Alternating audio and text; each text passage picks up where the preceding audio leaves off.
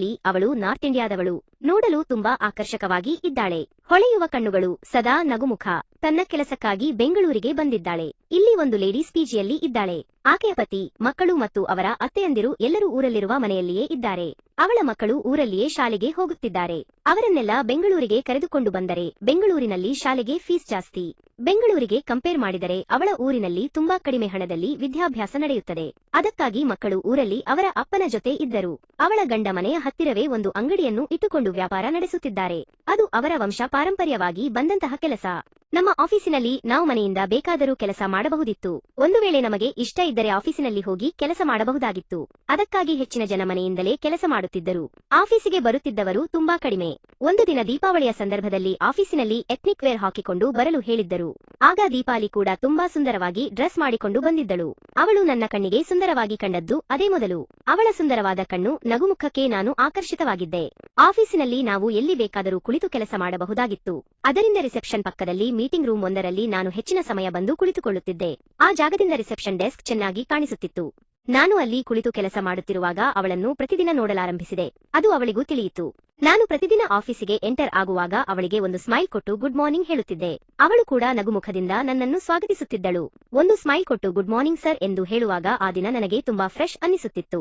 ಹೀಗೆ ಆಗೊಮ್ಮೆ ಈಗೊಮ್ಮೆ ಸಣ್ಣ ಸಣ್ಣ ಮಾತುಗಳಿಂದ ಅವಳ ಪರಿಚಯವಾಯಿತು. ಹಾಗೆ ಇಬ್ಬರು ನಮ್ಮ ಪರಿಚಯಗಳನ್ನು ಹೇಳಿಕೊಂಡೆವು. ಅವಳು ತನ್ನ ಕುಟುಂಬ, ಗಂಡನ ಉದ್ಯೋಗ, ಮಕ್ಕಳ ಬಗ್ಗೆ ಎಲ್ಲವನ್ನೂ ತಿಳಿಸಿದಳು. ಈಗ ಅವಳು ಎಲ್ಲಿ ಉಳಿದುಕೊಂಡಿದ್ದಾಳೆ ಅಂತ ಕೇಳಿದೆ. ಆಫೀಸಿನ ಪಕ್ಕದಲ್ಲಿ ಒಂದು ಲೇಡೀಸ್ ಹಾಸ್ಟೆಲ್ ಅಲ್ಲಿ ಅವಳು ಉಳಿದುಕೊಂಡಿದ್ದಾಳೆ ಅಂತ ಗೊತ್ತಾಯಿತು. ಬೆಂಗಳೂರಿಗೆ ಅವಳು ಮೊದಲ ಸಾರಿ ಬಂದಿದ್ದರಿಂದ ಇಲ್ಲಿ ಎಲ್ಲದಕ್ಕೂ ಒಗ್ಗಿಕೊಂಡಿದ್ದೀರಾ ಅಂತ ಕೇಳಿದೆ. ಹಾಸ್ಟೆಲ್ ಮತ್ತು ಆಫೀಸ್ ಬಿಟ್ಟರೆ ನನಗೆ ಬೇರೆ ಏನೂ ಗೊತ್ತಿಲ್ಲ ಅಂದಳು. ನಿಮಗೆ ಅಭ್ಯಂತರ ಇಲ್ಲ ಅಂದರೆ ಮುಂದೊಂದು ದಿನ ಬೆಂಗಳೂರನ್ನೆಲ್ಲ ಸುತ್ತಾಡಿಸುತ್ತೇನೆ ಅಂತ ಹೇಳಿದೆ. ಹೌದಾ, ತುಂಬಾ ಥ್ಯಾಂಕ್ಸ್. ನನಗೂ ಅದನ್ನು ನೋಡಲು ತುಂಬಾ ಇಷ್ಟ. ಅವಕಾಶ ಬಂದಾಗ ನೋಡೋಣ ಅಂತ ಹೇಳಿದಳು. ಆಗ ನಾನು ನೀನು ಆಫೀಸಿನಿಂದ ಹಾಸ್ಟೆಲ್ಗೆ ಹೇಗೆ ಹೋಗುತ್ತೀಯಾ ಅಂತ ಕೇಳಿದೆ. ಪ್ರತಿದಿನ ನಾನು ನಡೆದುಕೊಂಡು ಹೋಗುತ್ತೇನೆ ಅಂತ ಹೇಳಿದಳು. ಅಂದರೆ ಆಫೀಸಿಂದ ಪಿಜಿಗೆ 2 ಕಿಲೋಮೀಟರ್ ದೂರ ನಡೆದುಕೊಂಡು ಹೋಗುತ್ತೀಯಾ ಅಂತ ಕೇಳಿದೆ. ಹೌದು, ನನಗೆ ಅಭ್ಯಾಸವಾಗಿ ಬಿಟ್ಟಿದೆ ಅಂತ ಹೇಳಿದಳು. ನಿನಗೆ ಅಭ್ಯಂತರವಿಲ್ಲ ಅಂದರೆ ನಾನು ನನ್ನ ಬೈಕಲ್ಲಿ ನಿನಗೆ ಪ್ರತಿದಿನ ಡ್ರಾಪ್ ಮಾಡಲ್ಲ ಅಂತ ಕೇಳಿದೆ.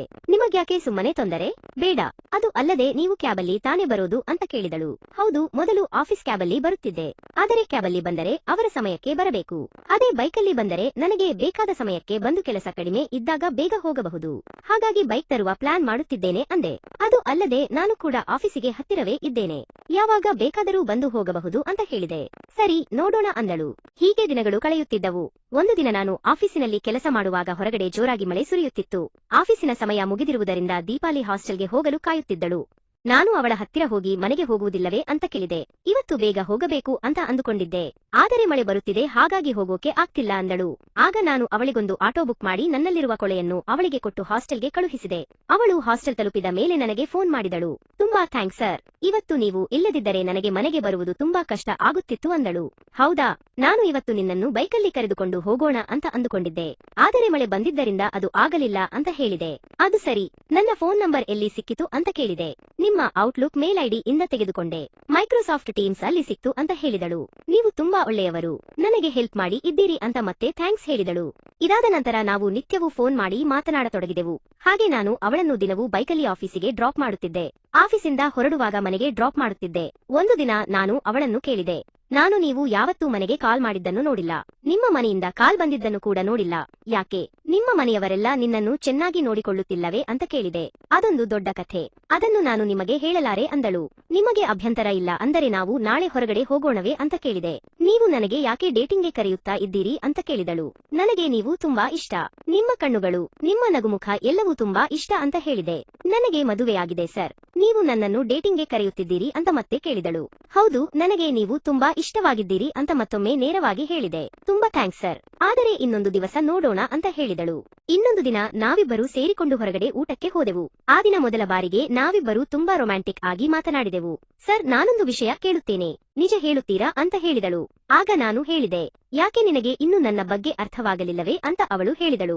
ನನಗೆ ಅರ್ಥವಾಯಿತು ಸರ್, ಆದರೆ ನಾವು ಹೀಗೆ ಮಾಡುವುದು ಸರಿಯೋ ತಪ್ಪೋ ಎನ್ನುವುದೇ ಅರ್ಥವಾಗುತ್ತಿಲ್ಲ ಅಂದಳು. ಆಗ ನಾನು, ನಿನಗೆ ಇಷ್ಟವಾದರೆ ಮಾತ್ರ ನೀನು ಇದಕ್ಕೆ ಒಪ್ಪಬಹುದು, ಬಲವಂತವೇನಿಲ್ಲ. ನಾನಂತೂ ನಿಮ್ಮನ್ನು ಇಷ್ಟಪಡುತ್ತಿದ್ದೇನೆ ಅಂದೆ. ನನಗೂ ಕೂಡ ನೀವು ಇಷ್ಟನೇ, ನನಗೆ ನಿಮ್ಮ ಬಗ್ಗೆ ಒಳ್ಳೆಯ ಅಭಿಪ್ರಾಯವಿದೆ, ನೀವು ಒಳ್ಳೆಯವರು ಅಂತ ನನಗೆ ಗೊತ್ತಾಗಿದೆ. ಅದಕ್ಕಾಗಿ ನಾನು ಕೂಡ ನಿಮ್ಮ ಜೊತೆ ಬೆರೆಯುತ್ತಿದ್ದೇನೆ, ಖುಷಿಯಾಗಿದ್ದೇನೆ. ನಿಮ್ಮ ಜೊತೆ ಬೈಕಲ್ಲಿ ಬರುವಾಗಲೆಲ್ಲ ನನಗೆ ಗೊತ್ತಿಲ್ಲದೆ ನಾನು ಅದನ್ನು ಎಂಜಾಯ್ ಮಾಡುತ್ತಿದ್ದೇನೆ. ಒಂದು ರೀತಿಯ ವಿಚಿತ್ರವಾದ ಭಾವನೆಗಳು ನನ್ನಲ್ಲಿ ಮೂಡುತ್ತಿವೆ. ನನ್ನ ಆಸೆಗಳು ಹೆಚ್ಚಾಗುತ್ತಿವೆ. ಅದಕ್ಕಾಗಿ ನಾನು ಸ್ವಲ್ಪ ಹೀಗೆ ಕನ್ಫ್ಯೂಸ್ ಆಗಿದ್ದೇನೆ ಅಂತ ಹೇಳಿದಳು. ಸರಿ, ಹಾಗಿದ್ದರೆ ನಿಮಗೆ ಇಷ್ಟವಿದ್ದರೆ ಒಂದು ದಿನ ಯೋಚನೆ ಮಾಡಿ ಹೇಳಿ. ನಾವಿಬ್ಬರು ಒಂದು ದಿನ ಜೊತೆಯಲ್ಲಿ ಇರೋಣ ಅಂತ ಹೇಳಿದೆ. ಅವಳು ತುಂಬಾ ಯೋಚನೆ ಮಾಡಿ ಒಂದು ದಿನ ಅದಕ್ಕೆ ಒಪ್ಪಿಕೊಂಡಳು. ನಾವು ಅದಕ್ಕಾಗಿ ಒಂದು ಜಾಗವನ್ನು ನಿರ್ಧರಿಸಿ ರೂಮ್ ಬುಕ್ ಮಾಡಿಕೊಂಡೆವು. ಇಬ್ಬರು ರೂಮನ್ನು ಸೇರಿಕೊಂಡ ತಕ್ಷಣ ಬಾಗಿಲು ಹಾಕಿದೆವು. ಒಬ್ಬರಿಗೊಬ್ಬರು ತಬ್ಬಿಕೊಂಡು ಮುತ್ತು ಕೊಟ್ಟೆವು. ತುಂಬಾ ದಿನಗಳಿಂದ ನಾವು ಬೇಕು ಬೇಡ ಅಂತ ಯೋಚಿಸಿ ತುಂಬಾ ಕಾಯಿಸಿ ಜೊತೆಗೆ ಸೇರಿದ್ದೆವು. ಇದರಿಂದ ಇಬ್ಬರಿಗೂ ಅತಿಯಾದ ಕಾತುರ ಇತ್ತು. ನಮ್ಮ ಪ್ರತಿಯೊಂದು ನಡೆಯನ್ನು ಇಬ್ಬರು ಚೆನ್ನಾಗಿ ಅನುಭವಿಸಿದೆವು. ಅವಳು ನನಗೆ ಎಂದು ಕಾಣದ ಸುಖವನ್ನು ಕೊಟ್ಟಳು. ಆ ವಿಶೇಷ ಅನುಭವ ನನ್ನನ್ನು ಪುಳಕಿತನನ್ನಾಗಿ ಮಾಡಿತು. ಅದಾದ ನಂತರ ವೀಕೆಂಡ್ ಬರೋದನ್ನೇ ನಾವು ಕಾಯ್ತಾ ಇರ್ತೇವೆ. ನಮಗಿಬ್ಬರಿಗೂ ಅನುಕೂಲವಾಗುವಂತಹ ಅಪಾರ್ಟ್ಮೆಂಟ್ ಒಂದಕ್ಕೆ ನಾವು ಮೂವ್ ಆದೆವು. ಇದರಿಂದ ವೀಕೆಂಡ್ಗಳಲ್ಲಿ ಅವಳು ನನ್ನ ಮನೆಗೆ ಬಂದು ಸಮಯ ಕಳೆಯಲು ಸುಲಭವಾಯಿತು. ಆದರೆ ನಮ್ಮ ಈ ಸಂಬಂಧದ ಬಗ್ಗೆ ನನ್ನ ಮನಸ್ಸಿನಲ್ಲಿ ಒಂದು ರೀತಿಯ ಗೊಂದಲ ಇತ್ತು. ದೀಪಾಲಿ ಮದುವೆಯಾಗಿ ಮಕ್ಕಳ ತಾಯಿಯಾಗಿದ್ದಾಳೆ. ಅವಳನ್ನು ಪ್ರೀತಿಸುವುದು ಸರಿನಾ? ಅವಳ ಕುಟುಂಬಕ್ಕೆ ನಾನು ದ್ರೋಹ ಬಗೆಯುತ್ತಿದ್ದೇನಾ? ಈ ಪ್ರಶ್ನೆಗಳು ನನ್ನನ್ನು ಕಾಡುತ್ತಿದ್ದವು.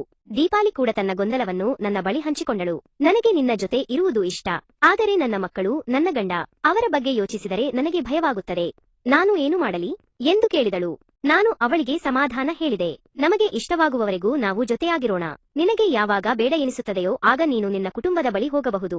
ನಾನು ನಿನ್ನನ್ನು ತಡೆಯುವುದಿಲ್ಲ ಎಂದು ಹೇಳಿದೆ.